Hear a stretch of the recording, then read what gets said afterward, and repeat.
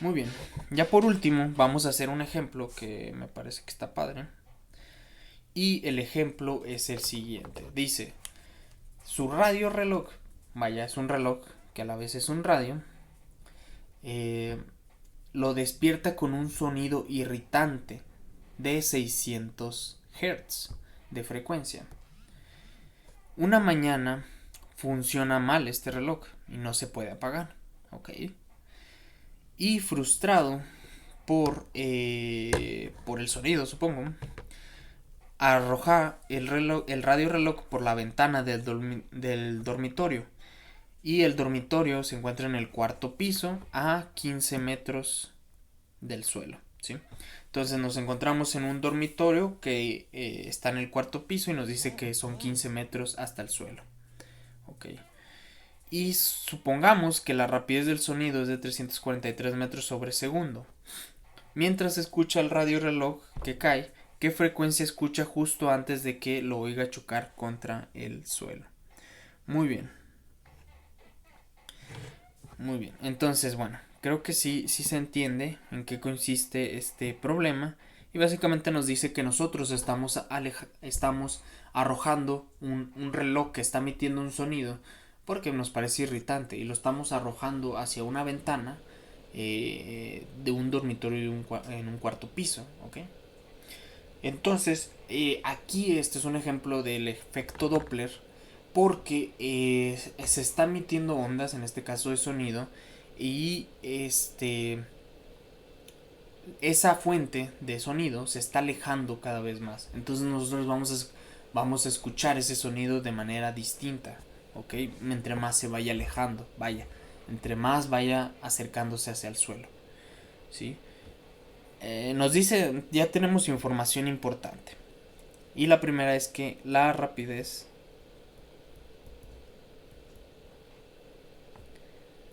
de las ondas es v igual a 343 metros sobre segundo. ¿Okay? Eso ya es importante.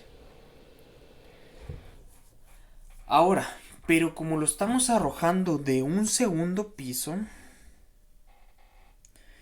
y básicamente va en una caída libre, la velocidad del reloj está aumentando, no es constante. Es decir, la velocidad de la fuente no va a ser constante. ¿Ok? Eso es algo muy importante a tomar en cuenta. La velocidad de la fuente no es constante. Se mueve con una aceleración constante porque va a estar en caída libre. ¿Ok? Muy bien.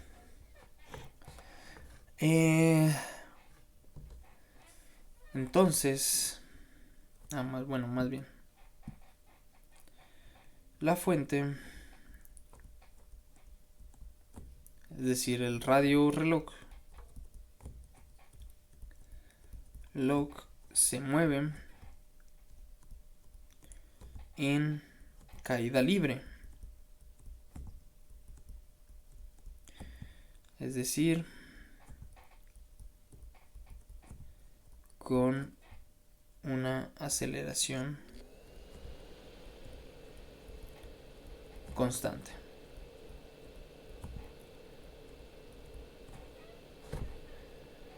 Muy bien.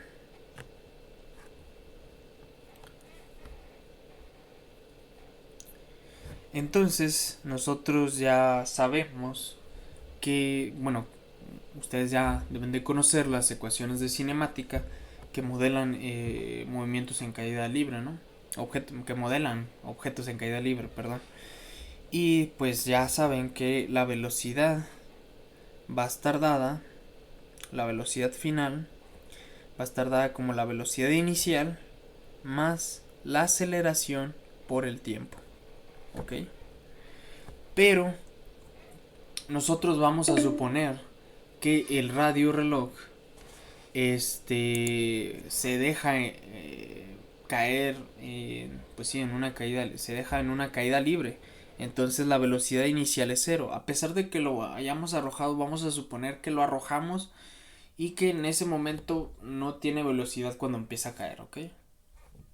Entonces, aparte de que no nos dan información, pero vamos a hacer esa suposición.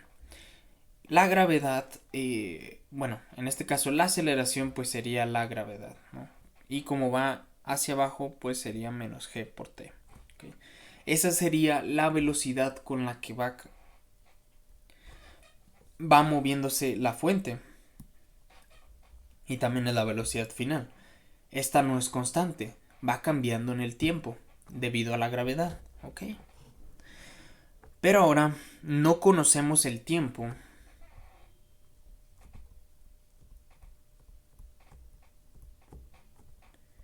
No conocemos el tiempo que tarda el radio reloj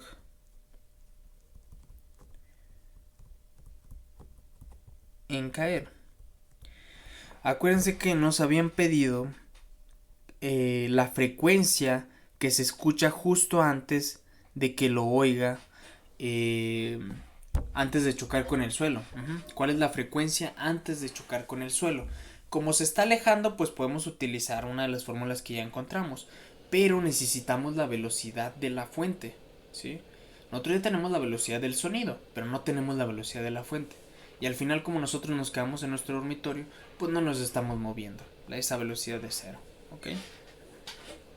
Entonces, no conocemos el tiempo que va a tardar el radio reloj en caer. Básicamente nos están pidiendo cuál es la frecuencia con la velocidad final que va a tener el radio reloj. Ya tenemos la velocidad, pero nada más en función del tiempo. Necesitamos encontrar el tiempo que tarda en caer para saber cuál va a ser la velocidad final antes de chocar con el suelo. ¿Ok? Y ustedes ya conocen también de cinemática que existe una función que es la posición final igual a la posición inicial más la velocidad inicial por el tiempo menos un medio de g por t al cuadrado, la gravedad por t al cuadrado. ¿Sí? Nosotros vamos a suponer, vamos a hacer esa suposición de que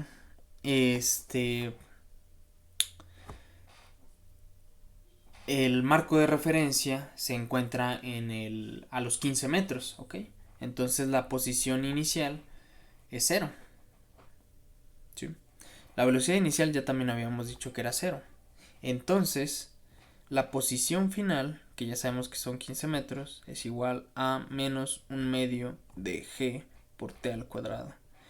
Si despejamos t, vamos a encontrar que t es igual a la raíz de menos 2 la posición final o la altura, en este caso del edificio de ese cuarto piso, entre la gravedad.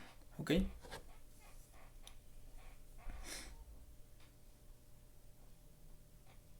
Muy bien. Entonces, ese es el tiempo que va a tardar en alcanzar la posición final. Y lo tenemos que sustituir en esta ecuación.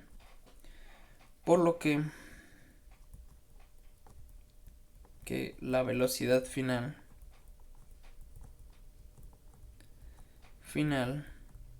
es la velocidad de la fuente, o sea, va a ser menos g por el tiempo, pero el tiempo es el que está acá arriba. Entonces, el tiempo sería la raíz de menos 2 la altura entre g. Ok.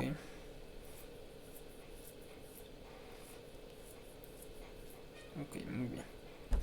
Nosotros podemos introducir esta g, perdón, como g al cuadrado dentro de la raíz, porque no le afectaría, la podríamos sacar o meter simplemente de manera adecuada. Es decir, nosotros podemos reescribir esto como menos 2 por g al cuadrado por yf entre G. Ujú. No le afecta, vaya, porque lo estamos introduciendo de manera adecuada. Pero esto sí se puede reescribir, pues al final podemos cancelar una G y se puede escribir como menos la raíz de menos 2 G por la posición final o la altura, ¿ok? Y ya tenemos cuál es la velocidad de la velocidad final de la fuente, ¿ok? Esa es la velocidad final de la fuente. Y ahora sí podremos aplicar las ecuaciones del efecto Doppler. Nosotros recuerden que queremos encontrar la frecuencia cuando el objeto se mueve y nosotros estamos en reposo. Entonces, esa frecuencia que nosotros vamos a escuchar va a ser igual a es la velocidad con la que se mueven las ondas, la velocidad del sonido, entre la velocidad otra vez del sonido menos la velocidad de la fuente. Uh-huh. Por la frecuencia del sonido, ¿no? Que sí nos dijeron que es de 600 Hz. Ahora, nosotros queremos cuál es la frecuencia antes de que choque con el suelo y ya encontramos la velocidad antes de que choque con el suelo. Entonces, sustituyendo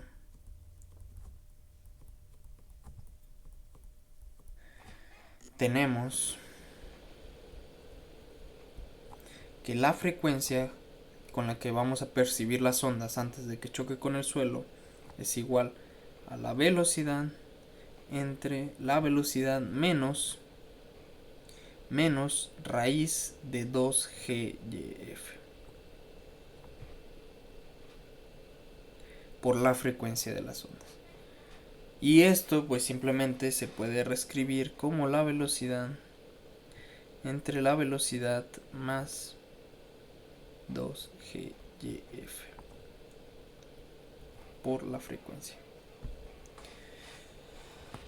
Si sustituimos,